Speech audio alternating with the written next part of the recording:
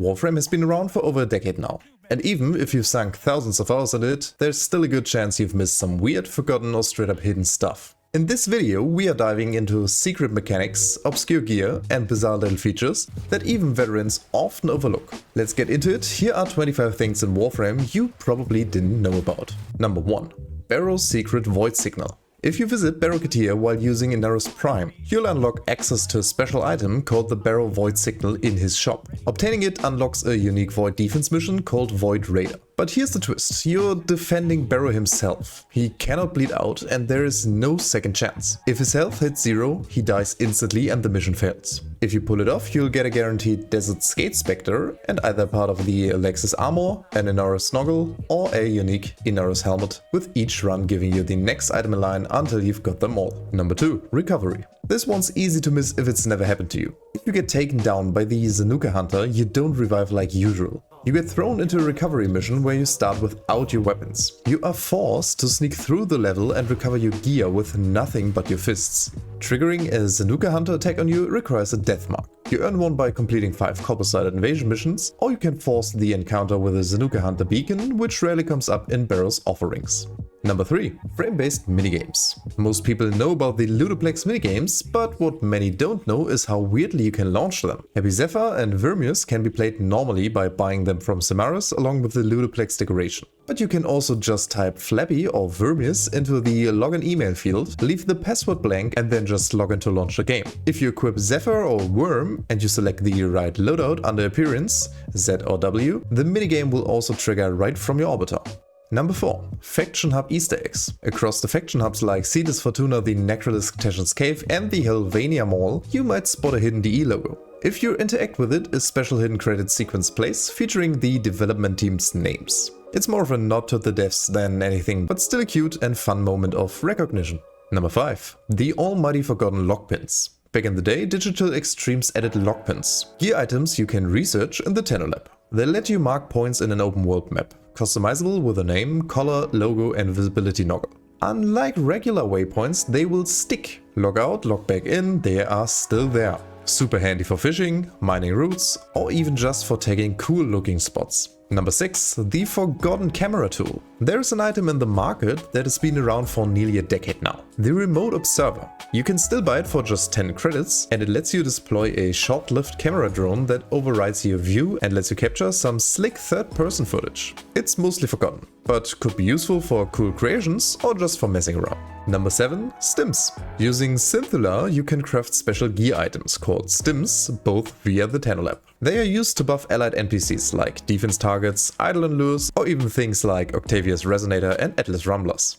Only one type can be equipped, and you get up to 5 uses per mission. They apply to all nearby allies in a radius and last for 2 minutes. Some examples include Calcifen, which boosts defenses but limits movement, and the Refract Stim, which provides some stealth. Number 8. Lure Wall Ledge buffs. On Lure, you'll sometimes see glowing yellow cracks on the walls. If you wall ledge at that exact spot, you will receive a temporary buff like faster energy regeneration or increased movement speed for up to 60 seconds. Number 9. Ever had Warframe reset to your config 8 randomly, although you modded config B to be the strong one? Instead of redoing your builds, just drag and drop your better config onto the new one. They will just swap.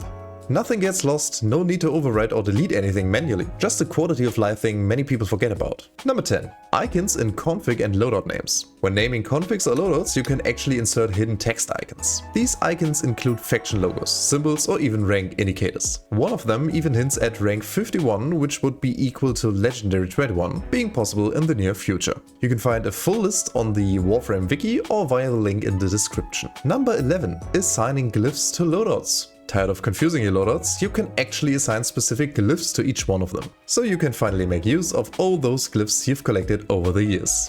Number 12. Railjack, Artillery and Energy.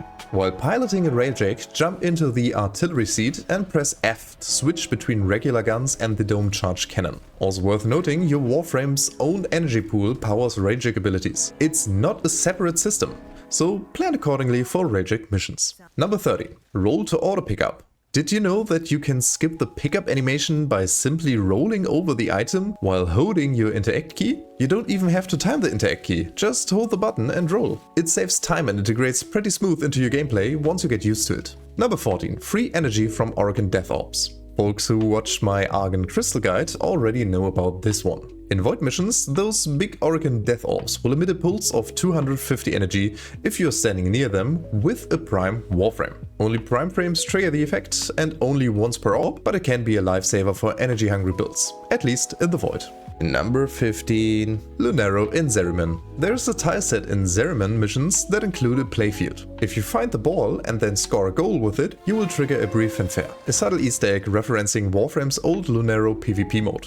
Number 16. Secret Codex Fragment Voicelines. When you scan all your fragments and view them in the Codex, try hovering over the images and listen for a static noise. Find the right spot and it will play a hidden voice line, with extra lore, some of which a lot of people probably never knew about. Number 17. Ultra Rare Ammo Gear. Capture missions have a tiny 0.34% chance to reward the Omni Ammo Box. It's a gear item that instantly restores ammo to all of your weapons when used. Number 18. Useful chat comments. You probably know about /unstuck, but there's more. /profile and a name lets you inspect players' profiles without having to click on their names somewhere. Use scare brackets to link items, builds and Octavia songs, or you can even just type where item or when event in region chat or relay chat to get quick info. For example, when Baro to check Baro's next visit, or where cryptographic Alu when you forgot the correct mission again. Number 19. Simulacrum PvP. Inside this simulacrum you can toggle friendly fire and then duel your friends like it's the old PvP days. It's not widely advertised, but it still works and it's honestly kinda fun. Number 20. Extending Affinity range. Affinity range in Warframe is normally 50 meters, but there are gear items that temporarily increase it to 200 meters for up to 2 minutes. This can be interesting for abilities like Trinity's Blessing or Hero's Covenant, who use affinity range instead of ability range. Number 21. John Prodman's Index Visit. Stay in the Index for 1 full hour and John Prodman will appear. A fearsome corpus Prodman who managed to defeat the forward boss alone, only with his Prova weapon. Enemy levels will be pretty high at that point, but if you actually beat him and then finish the mission, he will drop a signed poster. Number 22. Warframe Has Fireworks. Yes, fireworks. You can buy the basic Starburst ones from the market with only credits, or you can get the flashier Grand Finale with Platinum. Baro also occasionally sells the Katir fireworks for credits and ducats. They are purely cosmetic but great for celebrating. Number 23. Stress tests. From the login screen, type one of these into the email field and leave the password empty. You will enter one of Warframe's internal performance stress test modes. These are mostly used for debugging memory leaks, but you can also use them to measure your FPS or compare performance. Number 24. Hidden Moa Helpers. On some Corpus tile sets, you can hack special Moa cabinets to spawn a temporary Moa companion. It will act like a spectre and help you fight until it goes down. And last but not least, number 25, Nidus and the Infested room. Normally you need a Warframe with an Infested cyst or an installed Helminth segment to enter the Helminth room in your orbiter. But Nidus and Nidus Prime are the only Warframes that can enter regardless. Once inside, Nidus automatically shifts into his fully mutated state, just like having 10 mutation stacks active. So, how many of these did you actually know? If you know any other features or obscure mechanics, let me know down in the comments below. If you enjoyed the video, like and subscribe for more Warframe guides and content, and we see each other in the next one. Until then, Shola Tenno.